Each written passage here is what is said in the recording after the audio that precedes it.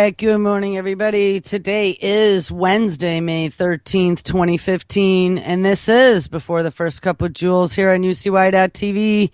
Happy Wednesday. It is 46 degrees with fog and mist here in upstate New York today. So great. We went from summer to fall or early spring again in a 24-hour period. Gotta love that. So today, I have all kinds of things to talk about, though my morning was just kind of trashed in about 45 minutes. Real easily. That was great. Thanks, guys. So I don't know. I mean, honestly, I was in the mood to do a show. I'm not really much in the mood anymore, but I guess we'll try and hack through this. A couple things I want to talk about, and I don't think I even posted that story, but I guess I'm going to have to find it. We're going to look at a few things. Yesterday, the show looked at lots of robots and artificial intelligence. I don't know if we're going to actually go there today. We might look at a little bit of it and maybe some DNA stuff. I don't know. I'm kind of annoyed right now, to be honest. So let's see. Some of the big news yesterday. I caught a bill that is up in front of the House right now at a federal level on Congress.gov, titled Vaccinate All Children Act of 2015, H.R. 2232. Pretty interesting. I shot that over to April yesterday. And April from Truth or Talk Radio, April and Verstein are very on top of the vaccine debate and all the issues behind it. And April put out a pretty nice reply to what an idiot this guy is who wrote this bill. I guess there's all kinds of inaccuracies in here, and he cites acts that have been proven fraudulent, or some studies, that have been proven fraudulent. Let's just read this for a second. H.R. 2232 to amend the Public Health Service Act to condition receipts by states and political subdivisions and public entities of state of preventative health services grant on establishment of a state requirement for schools and public elementary and secondary schools to be vaccinated in accordance with the recommendations of the Advisory Council on Immunization Practices and for other purposes. The one thing that really caught my attention as I was reading through this, number one is the requirement. So this is pretty crazy that they're pushing this now at a federal level. Requirement one, for state or a political subdivision or other public entity of a state to be eligible to receive a grant under this section. So yes, we're going to dangle the carrot, and if kids don't get vaccinated, you're not going to get your federal monies. The applicant shall demonstrate to the Secretary's satisfaction that, subject to paragraphs 2 and 3, the state requires each student enrolled in one of the state's public elementary schools or public secondary schools to be vaccinated in accordance with the recommendations of the Advisory Council on Immunization Practices. Number 2, and this is what got me fired up, exception for a child's health. The funding condition described in paragraph 1 shall not apply with respect to a student if a duly registered and licensed physician submits a written certification at the beginning of the school year to the individual in charge of the health program at the child's school. Okay, so you need a doctor's note. But check this out. Then there are 3 subsections under having a doctor's note, and this is what it says. A, they're certifying that the physician has personally examined the student during the preceding 12 months. Also certifying that, in the physician's opinion, the physical condition of the student is such that the student's health would be endangered by the vaccine involved. So this is only going to be for any type of health-related issues. They will allow you to opt out. And 3, and this is what got me, demonstrating to the satisfaction of the individual in charge of the health program at the student's school that the physician's opinion conforms with the accepted standard of medical care. What? So we're going to have some I couldn't make it in the real world school nurse determining whether or not my doctor's opinion is valid and, quote, conforms to the accepted standard of medical care.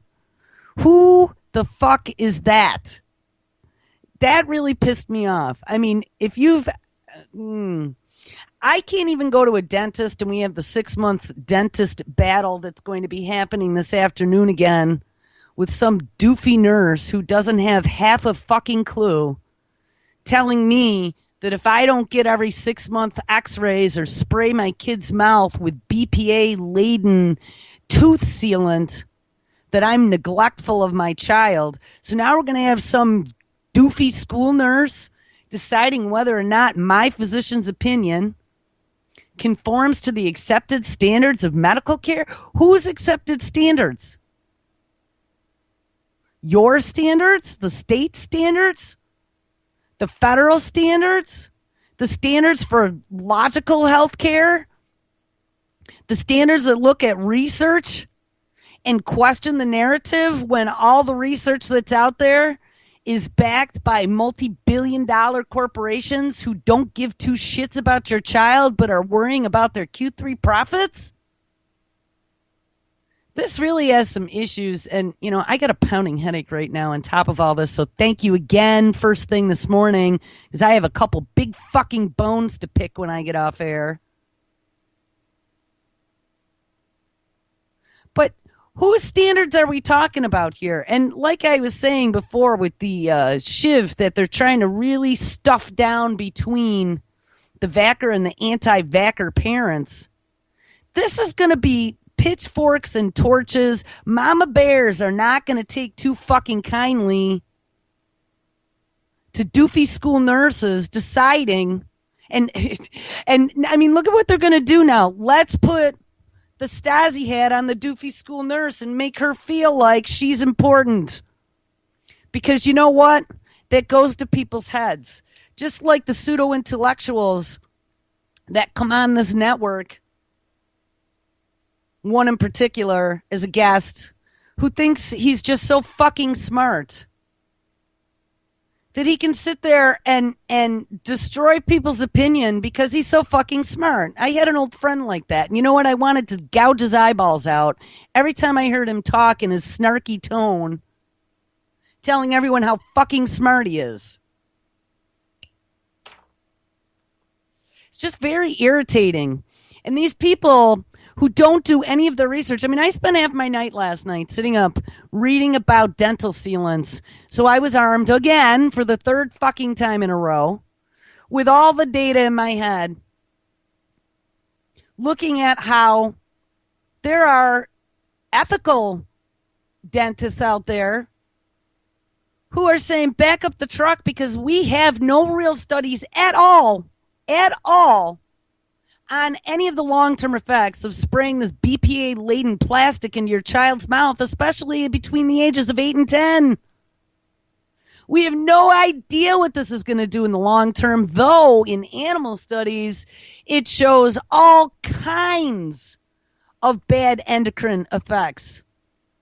Early puberties, early cancers, ovarian damage, damage to the testes. Whoops. But hey, we don't give a shit, American Dental Association. We don't give a shit, American Academy of Pediatrics, because we all get kickbacks. And you know what? It makes for happy people if everyone just conforms. I don't know, maybe my child's dental bacteria will infect your child's if I don't get the dental sealant. This just makes me very angry. So, I don't know. I mean, we should be calling every single one of our representatives saying, are you on fucking crack to be forcing vaccinations on all children unless, of course, you have an approved government doctor? Is that what it's going to be? Your doctor needs to be in the Obamacare healthcare plan, lining them up for those vaccinations. Otherwise, you're not going to public school. And oh, what? You're not going to public school? Well, then maybe we should send CPS out to your house to do health and welfare checks once a week. I saw that there was something like that they were talking about now that for homeschoolers. And I just saw there was another one. They took like all the kids away from the free range free range family. But what are they going to be sending them out here? This just makes me so upset. And I mean, it's just one facet of so many different things. And honestly, guys, I am not in a good mood right now. So this is going to suck as far as the show goes. All right, I'm going to hop off this. We'll drop this into chat, read it and weep. I don't even know what to do about this, but it's coming. So I catch a story back in April, and I got to find it. And I didn't mention it because I just fucking hate Cuomo. Can I tell you that? Cuomo is just one of the biggest douchebags I've ever seen in politics. I liked his dad, but this dude, this Andrew, is just a douchebag. But there was a story that came out in April, and I raised an eyebrow because I was like, what are we doing? It was like when we had... what were the three amigos here? Bloomy, Shoomy, and Cuomo, right? Always jumping with their tongues hanging out, trying to always, like, get into somebody's lap to use them to make themselves look good. But I see the story. It was April 21st. For New York Governor Cuomo, a trip to Cuba brings trade deals and talks about human rights. Democrat tours ports and meets privately with the first vice president. I was like, all right, so is this like Cuomo jumping on the Sochi Olympics, crying about his fucking yogurt that was sitting in the port that the Russians wouldn't take because it was loaded with nanotech and crap? You know, trying to make New York, I don't know, whatever he's doing. Who knows what he's doing? I just didn't get why all of a sudden, the second that Obama says that he wants to normalize ties with Cuba, and I still haven't figured out exactly what all the ins and outs of that are, but I'm sure there's some evil plan brewing there. Why is Cuomo in the middle of all this? Well, let's read a little bit of the story, and then I'll tell you I found the answer yesterday. Says Havana, in the final hours of perhaps the most delicate diplomatic dance of his career, he's such a douche. I can't even stand looking at this dude's face. New York Governor Andrew Cuomo sought at turns to appease and to gently influence the communist leadership of this country as Cuba and the U.S. struggle to redefine the relationship. Like, what? If it's so delicate, what the fuck is a governor from a state doing in the middle of all this? Get the fuck out, Cuomo. Worry about all the issues in your own fucking state, okay? We got more than our share of issues, and he's off in fucking Cuba trying to get himself some cigars. I mean, seriously, and he was, too. Somewhere in one of these stories that I read, and this is the Wall Street Journal story, but I was reading a CNN story upstairs, and it said that he went and got himself a fucking Cuban cigar. Mr. Cuomo, whose 2-day trade mission to Cuba was documented at times by a crush of international reporters, started Tuesday morning after spending the night at the home of Ambassador Jeff De Laurentiis, the U.S.'s mission chief in the country. He then stopped at the port of Mariel, where nearly $1 billion project to modernize is underway. While a few of the New York-based business executives accompanying the governor expressed interest in a port if the U.S. lifts its half-century-long embargo, Mr. Cuomo wasn't there just for their benefit. His appearance at the development site was required by the Cuban government as a condition of the trade mission, according to a gubernatorial aide. Oh, yes, because Cuomo's so fucking important. Another self-important asshole. By the way, hey, anybody have self-important assholes they want to bring on for guests? Skip it, please, okay? Because I'm done with this shit. Skip it, please. They're not welcome here. I don't like this shit. with a handful of exceptions, including trips last year to Israel and Afghanistan. Go Cuomo! Mr. Cuomo is typically steered clear of foreign affairs. Well, they forgot about the Sochi Olympics yogurt one. He vowed before his trip to avoid touching on diplomatic aspects of the Cuba-U.S. political relationship. Such meddling. Yes, that's a very good word for what he does. He meddles. Would have little immediate political benefit to the second-term governor unless he were to seek the presidency, which is what I always thought he was going to try and do, while considered a contender for the 2016 race during his first few years of office. Cuomo fucked up, and he has since endorsed former Secretary of State Hillary Clinton. But Mr. Cuomo's Cuba visit, the first by a sitting governor since Barack Obama said that he would seek to normalize relations with the islands, came at an auspicious time. Earlier in the month, Obama and Raul Castro held the first meeting of the U.S. and Cuban leaders in more than 50 years. Yeah, I think he went to the White House, actually. Raul Castro. I was like, whoa, that's messed up. Those are some photos for the walls. The White House is now seeking to remove Cuba from the U.S. list of state sponsors of terrorism. And, here's the thing. They're seeing dollar signs. Cha-ching! Against that backdrop, be careful, Cuba. That's all I can say. Against that backdrop, Mr. Cuomo faced pressure to speak out on what some of the U.S. considers the more objectionable policies in Cuba, particularly with regard to human rights. And on Tuesday, he said he had. The governor spoke privately with the first vice president, Miguel Diaz-Canel, and said later that he had addressed the subject with Mr. Diaz-Canel. And blah, blah, blah, blah, blah. And it doesn't talk about any real reasons why Cuomo sitting in a pink 1956 Chevy in this photograph in his first day in Havana, looking at the leather seats in this mint freaking car. They don't give any real reason why Cuomo is in Cuba.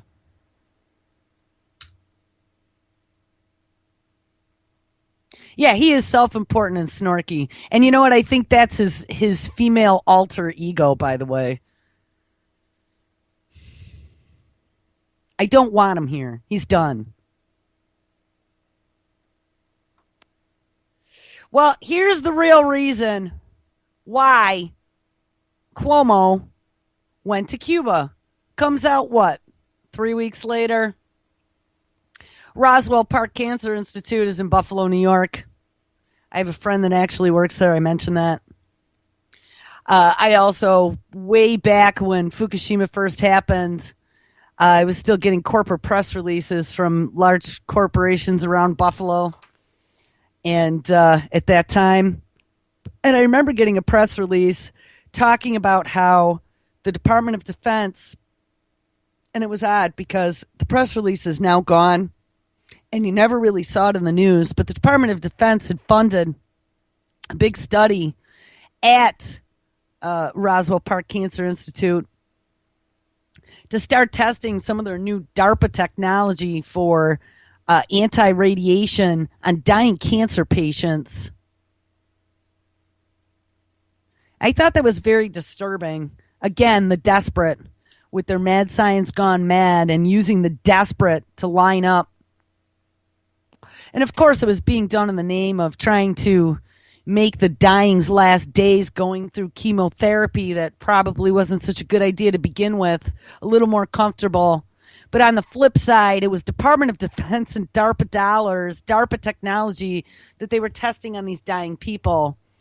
That was my first key to Roswell Park. Well, here we go, guys. It's all about money. And Mario, that was his father, Andrew Cuomo wants a cut. Cuba has a lung cancer vaccine, and America wants it bad. This is out of Wired magazine as of May 11th. Cuba has for several years had a promising therapeutic vaccine against lung cancer, and 55-year trade embargo led by the U.S. made sure that Cuba was mostly where it stayed until now, maybe. Honestly, I'd be a little scared of any vaccine coming out of Cuba, considering when I read through, I heard of an interview one time, and Fidel Castro had claimed that the U.S. tried to assassinate him like 300 and some odd times. And I was like, come on, 300 and some odd times. Then I looked it up. Yeah, apparently I don't know if they've all been documented. My one friend says he's just paranoid thinking it was that many tries, but wasn't Fidel Castro also the leader that claimed that we had a vaccine laden with cancer, that we were trying to give him fast-acting cancer? That all goes back to that story with Dr. Mary's monkey that everyone says is bullshit with what's her name? Judith Barry Baker and the JFK assassination, Oswald, whatever. Go all the way back to that story. Supposedly they were developing this vaccine that was laden with cancer that they were trying to use to assassinate Castro. So I don't know. I wouldn't be 1.0 lining up for this one. Anyway, the Obama administration has, of course, been trying to normalize relations with the island nation.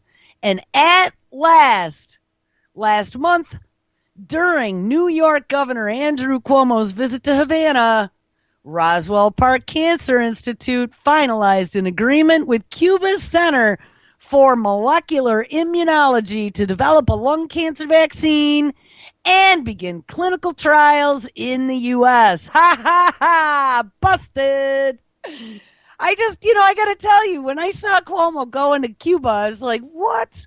That again was one of those what the fuck moments. You knew he had something up his sleeve. Essentially, the U.S. researchers will bring the ClimaVax vaccine stateside and get on track for approval by, yes, the very trusted Food and Drug Administration. They're seeing dollar signs raining from the sky. Quote, the chance to evaluate a vaccine like this is a very exciting prospect, says Candace Johnson, CEO of Roswell Park. She's excited, most likely because research on the vaccine so far shows that it has low toxicity and it is relatively cheap to produce and store. The Center for Molecular Immunology will give Roswell Park all of the documentation, how it is produced, toxicity data, results from past trials for an FDA drug application. Johnson says she hopes to get approval for testing ClimaVax. Actually, no, it's SimaVax, CIMAVAX, within 6 to 8 months to start clinical trials in a year. Now, look, hey, I am not saying that a lung cancer vaccine wouldn't be a good thing. Holy shit. Did my great-grandfather die of lung cancer? Who was in the hospital that was dying of lung cancer?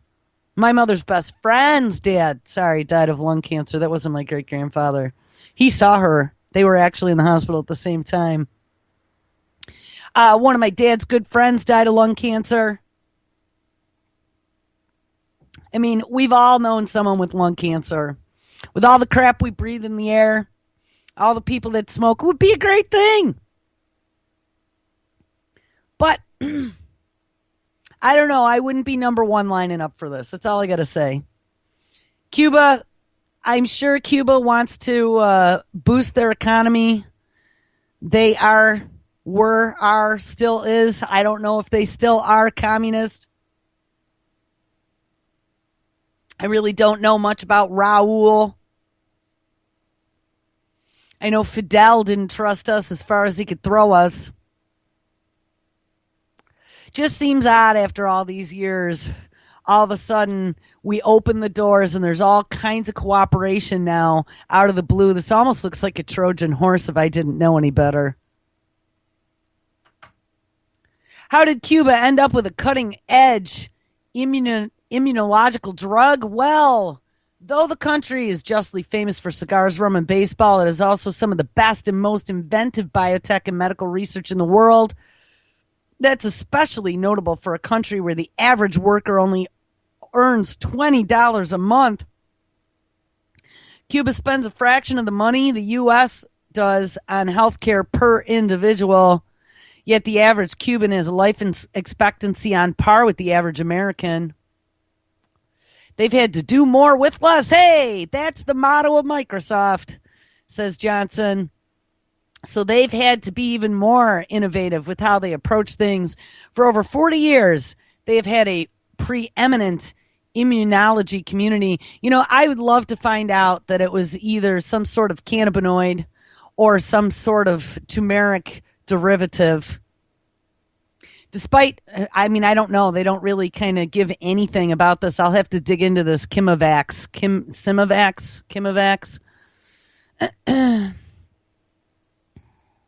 Despite decades of economic sanctions, Fidel and Raul Castro made biotechnology and medical research, particularly preventative medicine, a priority after the 1981 dengue fever outbreak struck nearly 350,000 Cubans. The government established the Biological Front, an effort to focus research efforts by various agencies towards specific goals. Its first major accomplishment was the successful and unexpected production of interferon, a protein that plays the role in human immune response. Since then, Cuban immunologists made several other vaccination breakthroughs, including their own vaccines for meningitis B and hepatitis B, and a monoclonal antibody for kidney transplants. I wonder if their Hep B vaccine kills 30. Actually, I think it was 2 babies, sickened 37, and I don't know, there were 110 that had gone to the hospital. Did you see that for Mexico? We'll have to look at that after this. There was a large number of children that got sickened by this vaccine for hepatitis B, and something else was in there as well. The thing about making such great cigars is smoking is really, really bad for you. Lung cancer is the 4th leading cause of death in Cuba. Hey, I didn't think of that connection, so Cubans should know. Medical researchers at the Center for Molecular Immunology worked on SaneVax for 25 years before the Ministry of Health made it available to the public for free in 2011. Wow. Each shot cost the government about $1. Holy crap. And they're going to charge us $10,000. You wait and see. A phase 2 trial from 2008 showed lung cancer patients who received the vaccine lived an average of 4 to 6 months longer than those who didn't. So that was clinical 2 trials. That prompted Japan and some European countries to initiate SaneVax trials as well. To be fair, SaneVax won't be a game-changing cancer drug in its current form. Of course not. The vaccine does not attack tumors directly, instead going after a protein that tumors produce, which then circulates in the blood. That action spurs a person's body to release antibodies against a hormone called epidermal growth factor, which typically spurs cell growth, but can also, if unchecked, cause cancer. Although most people normally think of a vaccine as something that prevents a disease, technically a vaccine is a substance that stimulates the immune system in some way. So the point of SaneVax is to keep lung tumors from growing and metastasizing, turning a late-stage cancer growth into something chronic but manageable, which is kind of what some of the other natural substances do. I mean, I know with turmeric, they've looked at how it causes apoptosis in the tumor itself, and it does that by preventing new blood vessels from growing to feed the tumor. So a little different, but the same. But if you stop taking like cannabis oil or turmeric, they can grow back. They can continue to proliferate. But in the U.S. and Europe, people with lung cancer already have treatment options with the same goal. Roswell Park researchers say they plan to explore the vaccine's potential as a preventative intervention, making it more like a traditional vaccine. Furthermore, epidermal growth factors plays an important role in many other cancers like prostate, breast, colon, and pancreatic cancers. My good friend's mom died of that. All of those things, and there really is nothing you can do about pancreatic cancer.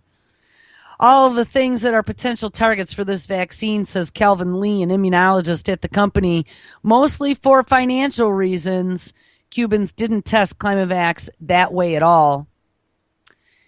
And that drug isn't the only one with potential in the Cuban pharmacopoeia. Thomas Rothstein, a biologist at the Feinstein Institute of Medical Research, has for 6 years worked with the Center for Molecular Immunology on another vaccine to treat lung cancer called Racotumomab, Racotumomab, Racotumomab, with an entirely different mechanism. It messes with a particular lipid found in tumor cell membranes. Investigators from around the world are trying to crack the nut of cancer, Rothstein says, and the Cubans are thinking in ways that are novel and clever. Oh, those clever Cubans. Although Obama has used his executive power to lift some restrictions against medical and research equipment, Congress must lift the Cuban embargo before collaborative research can ramp up. Johnson hopes to see Cuba embrace more entrepreneurialism in science and see the U.S. soak up the creative approaches to medical research. Constrained by politics, the Cuban researchers had to innovate in ways the U.S. and Europe did not, and now maybe they'll be able to reach their colleagues with what they've learned. So, I don't know, not a bad story. But like I said, very interesting when I asked, why the hell is Cuomo going to Cuba? Totally makes sense now. We're seeing dollar signs falling from the sky. All right, where do we go next? I don't know. I have all kinds of stories to do, and I'm just so beyond annoyed right now that I really don't even feel like doing this. Well, let's not get on the biological. Maybe I'll do that tomorrow if I'm in a better mood. I think one of the things I'm going to look at today is to show you how, let's connect me up here. Everything I've been saying about the lockdown and the internet is coming true because a video came out yesterday that nobody watched, of course, because nobody watches any of them. But the narrative is there. And the new NSA chief, that scary fucker, whatever his name is, I can't even think of his name, but wow, does he look like an evil person, came out and said now that, yes, ISIS is using the internet to radicalize, like we said, and it should be viewed as a quote-unquote potential weapons system. Yes, the internet.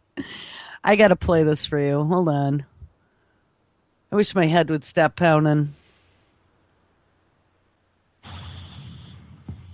All right, here we go. U.S. intelligence believes ISIS leader Abu Bakr al-Baghdadi, for now, remains firmly in charge. There's no intelligence indicating he's been injured in a recent coalition airstrike, despite press reports. The U.S. has already identified these men as potential successors to the ISIS leadership, putting millions of dollars of reward on each of their heads. There's no shortage of supporters on the ground or online. The latest, this video from a fringe pro-ISIS hacking group threatening a cyber attack is coming. The thing I always look. So we have pro-ISIS hackers out there threatening cyber attacks. All right, now hold on. What points do groups decide that they need to move from viewing the internet as a source of recruitment, as a way to spread ideology? Do we see it more from that into something of greater concern, as viewing it as a potential weapon system? And there we go. Wait, let's back this up. What is his name? I never remember. This is Keith Alexander's replacement, Admiral Michael Rogers. He says, oh, yeah, we saw the internet as a recruitment tool, and radicalization tool, which, you know, they've been pumping that narrative for a while. But now he sees it as a potential weapons system. That as a source of recruitment, as a way to spread ideology? Do we see it more from that and as something of greater concern, as viewing it as a potential weapon system? Those attacks are toughest to detect, especially when the internet can so easily recruit ISIS sympathizers. Oh, yes, the internet. I mean, guys, here it comes. This is it. This is absolutely it. It is now a recruitment tool. Anyone who speaks out. I mean, I've had all kinds of funky stuff going on lately. I'm going to tell you, I have messages from certain people that I am not getting alerts from. And 100% today, I had 4 messages when I woke up. And 3 of those messages showed me alerts. Number 4 already showed it was red, except I was sleeping all night. So I hadn't read the message. And that's happened more times than I can count. Have a lot of people springing up in various areas around the world that are all interested in joining this organization. The move to ISIS going viral online, even inspiring the attack in Texas, is as worrisome for the U.S. as what is happening in Syria and Iraq. So the attack in Texas, of course it was inspired by ISIS on the internet. We're very definitely in a new phase in the global terrorist threat, where the so-called lone wolf could strike at any moment. That threat from the internet giving authorities less time to catch terrorists. Well, we are in a new phase now, and it is the internet that's caused it all. Because of the use of the internet, we could have little or no notice in advance of an independent actor attempting to strike. So what, does that give them now the authority to shut the internet down? Are they going to be able to turn off people's internet at a whim? I mean, I've already noticed that when I search certain terms, and we've done it on the show many times, my internet works fine until I plug in a few keywords, and all of a sudden I get the, DNS probe. It's some sort of DNS probe something, page not found, no internet anywhere. Yeah, so listen to that one and weep. Because here it comes, people. That pesky internet has been radicalizing for 25 years. Yeah, I think we should put naked pictures of your ass crack all over the internet. I think that would be a good one. With ISIS tattooed on your ass cheeks. I mean, this just, oh my God. And then I have people who come on as guests that seem to get a banjo up their asses, who not only attack listeners, but then start attacking my network. I'm going to tell you, I'm not going to tolerate this bullshit. I am just so beyond. I personally, I think that anyone that comes on a radio network and then starts creating problems for that network should be labeled agent provocateur. That's what I'm seeing written all over this individual. Agent provocateur, get the fuck off my network, okay? That's all I got to say. I don't want him back. Don't come back. I think everybody should go flag his channel, flag his videos, because I'm sick of it. I'm sick of it. You know what? It was a privilege for you to be allowed here, and now I've revoked your privilege. How's that? Judge, jury, executioner is me, and I have now decided that you have been executed from my network. Don't come back. Don't ask to come back. If I hear you back, I pull the plug. That's it. You fucked with me. Don't fuck with me. I don't fuck with you. Don't fuck with me. And the next thing that's going to happen is I'm going to start making videos. And then I'm going to post them on a website that gets 10 billion views a month. So, and I'll call you out by name and show what a banjo player you are. Oh, I hate snarky pseudo-intellectuals who think they're so fucking smart. All right, guys. Well, I still got 20 minutes, and I really don't feel like doing this show. I'm so fucking annoyed. Oh, I don't know. Maybe we should go grab one of his shows and start dissecting it on air like I do with mainstream media making fun of them. That would kind of be funny, wouldn't it? Let's go on air and talk about Gnosticism because it's so fucking important right now as the world is falling apart, pseudo-intellectual. Well, I don't know. Oh, well, here's one other thing that caught my attention yesterday. We had the very first interview ever that I've seen with an Ebola survivor that came out yesterday. And this was one of the doctors that had gotten flown to, they said he was flown to Atlanta to be treated from Liberia after he was infected. They let the doctor out because he was Ebola free. And then here months later, his eyes, one eye changed color. I don't remember if it was blue to green or green to blue. And they discovered that the Ebola was in his eyeball. And not only was it in his eyeball, but it had been proliferating virus inside of his eyeball all this time. Now, I don't know about you, but I've never heard, and I mean, maybe I'm no immunologist or Ebola doctor, but an eyeball full of Ebola? That's another one of those what the fuck stories. And an eyeball full of Ebola that changed from blue to green. But thank God he survived and he got to keep his eyeball. And he got to do an interview. The first we were asking this in the beginning. Where are all these fucking doctors that got saved, quote unquote saved, that were infected with Ebola and flown to this country? Well, we found one.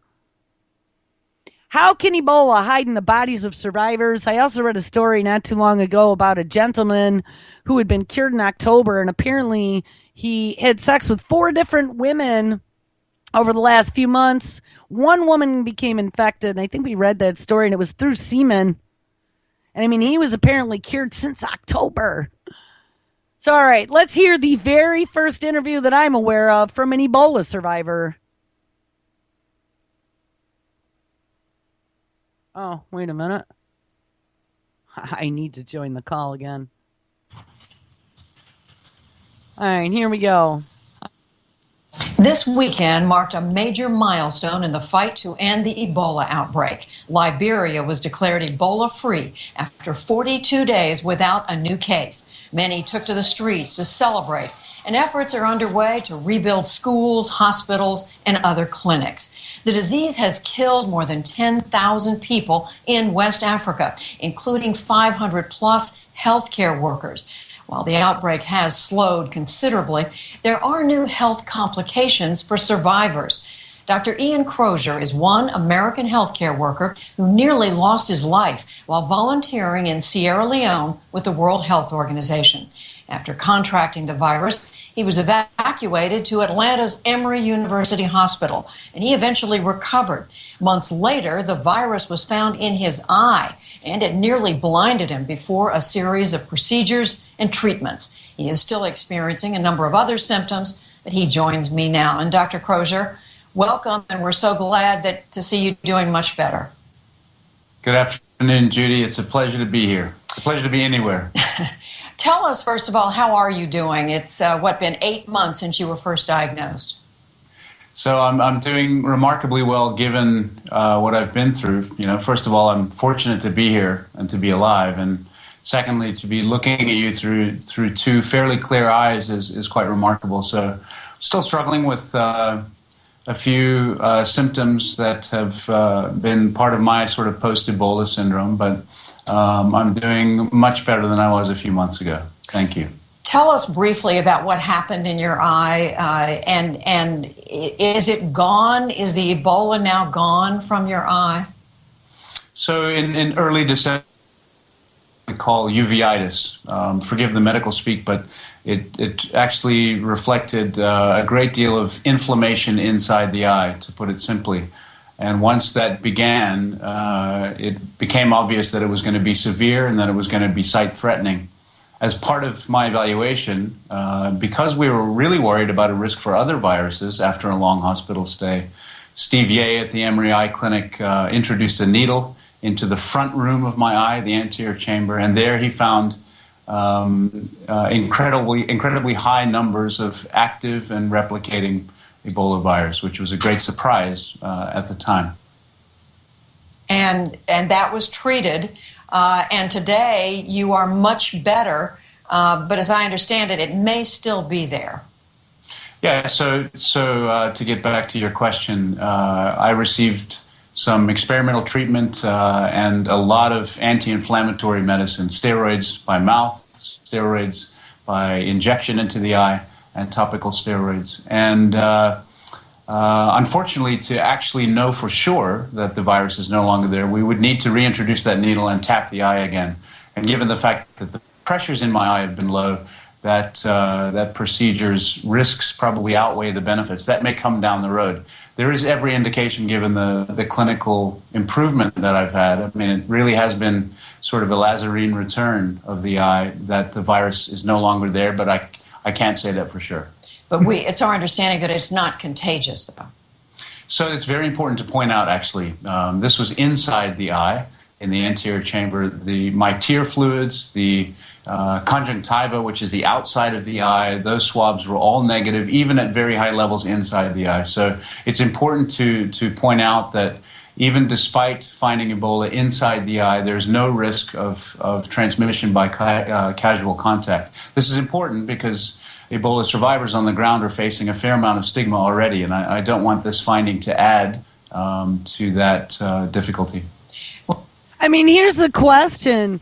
Has this always been this way, where Ebola can hide in the body and go into different body parts like eyes, nads, who knows, and not be detectable even if you're considered quote-unquote cured? Or is this some newfangled thing that just happened, never before seen? I mean, I've never heard of Ebola being in someone's eye and, oh, God, it's not contagious, but it could still be there. I mean, what? That's just really bizarro to me.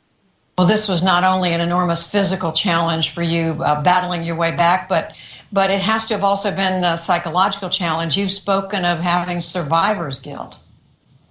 Yeah, I suppose, though unwarranted, I have a fair amount of survivor's guilt. You know, if you had told me on day one of my symptoms that within a week I would develop multi-system organ failure, it's an ominous term, but my brain failed and my kidney failed and my lungs failed, and I needed sort of a level of critical care that really had never been given to that degree before, especially in someone who survived. As I was going through that, I'm, of course, incredibly grateful to the WHO and to the State Department. Of course. I would have been dead in a week had I not received that care. But I'm also haunted a little bit by many of my patients and some colleagues and friends who didn't have that opportunity. And that really reflects an inequity in global health that I think we're all about trying to change for years now. It's particularly gratifying to me that my eye case, which is really on the front edge of essentially a new disease. Ah, there we go. Essentially a new disease. Yeah, I just was looking, sorry, I hate when you go to a web page and it starts playing a video before you even see what the page is, but I just was looking, and yes, the testes in the eye are now two places that apparently Ebola can hide. And the other disease that it was striking me that this reminded me of, where once you have it and you can be treated for it, but it can get away from you and hide, is Lyme's disease, where those little speegoats can get into your joints and hide for 20 years away from medication. And, Lyme's now is something that was pretty well established, was something that was developed at Plum Island. And, we've been talking about how this was a quote-unquote potentially manufactured virus. And this just really adds another check mark, for me at least, to say that it's some sort of lab-created virus. It did not come out of the fruit bat tree that they found and cut down.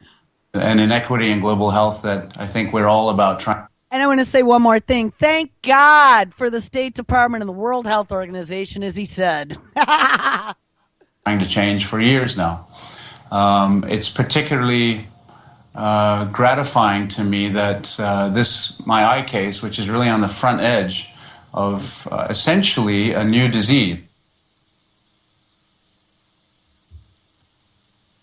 Wow, the video loses audio after that. Ha! There's no more audio after that. He's talking, but there's nothing being said. Hold on one second. I want to hear the rest of what he said because now that could be important. Yeah. Hold on. Stop. I got to go out to PBS's website. This was from the 11th. I'll find it. Here it is.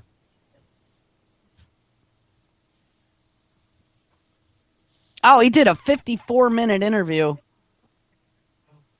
Full hour episode. Oh, this is the whole episode. That's what it is. All right, hold on. I found him. We'll find him. Because I really want to hear the rest of it.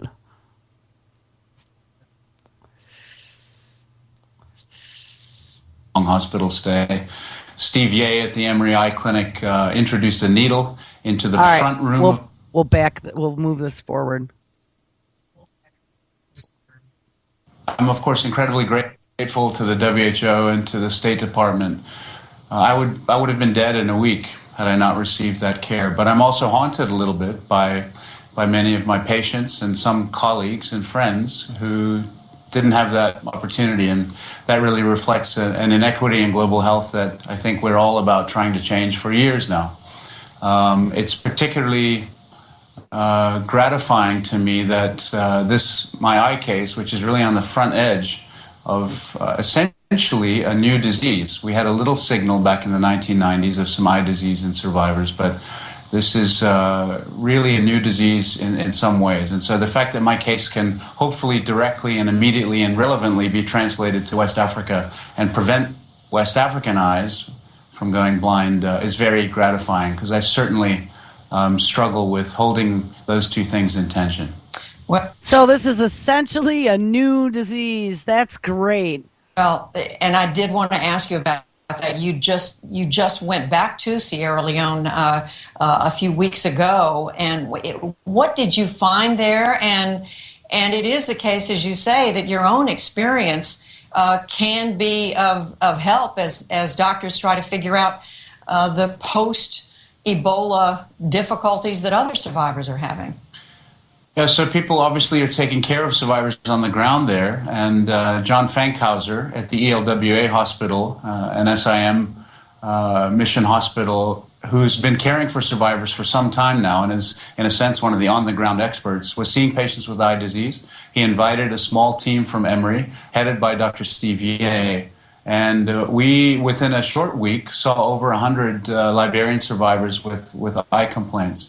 And though we need to learn a great deal about this disease, it is important. I think the window will be short in which to diagnose and to classify and to provide treatment for these eyes. And this really was the first look, in one sense, especially by Steve, who had fairly rapidly become the world's expert in this disease. And what's so weird is that you have the optic nerve that goes to the brain, so somehow this virus didn't spread anywhere outside the eye. Somehow his eye wasn't hemorrhaging and bleeding. I mean, it changed color, but doesn't Ebola make you bleed out of orifices? I don't know. This just seems so weird to me. Again, this is another one of those stories that makes me raise an eyebrow and go, huh? This is just odd. And I don't know. I just don't get it. So we saw, indeed, that Liberian survivors, some portion of them are developing eye symptoms, and some of those patients are developing sight-threatening disease. If we can change the natural history of that process, it will be remarkable and extremely gratifying to me if my case can be useful that way. You can imagine that a survivor who has, in a sense, survived their first death and come out and then faces the tragedy of a second death. You know, going blind is not so far down the food chain from dying. And if we can change the natural history of that process, I'd like to be part of that. Well, Dr. Ian Crozier, it is quite a journey you've been on. I know everyone is... All right, whatever. So, I don't know, Ebola in the eye is something else to be afraid of. Just how messed up is that? Here's this other story why testicles are the perfect hiding spot for Ebola. So, apparently, you can run away and hide in your eyeball and your balls. The two balls. Oh. Gonads provide a safe haven for the virus, which is bad news for Ebola survivors who want to have sex.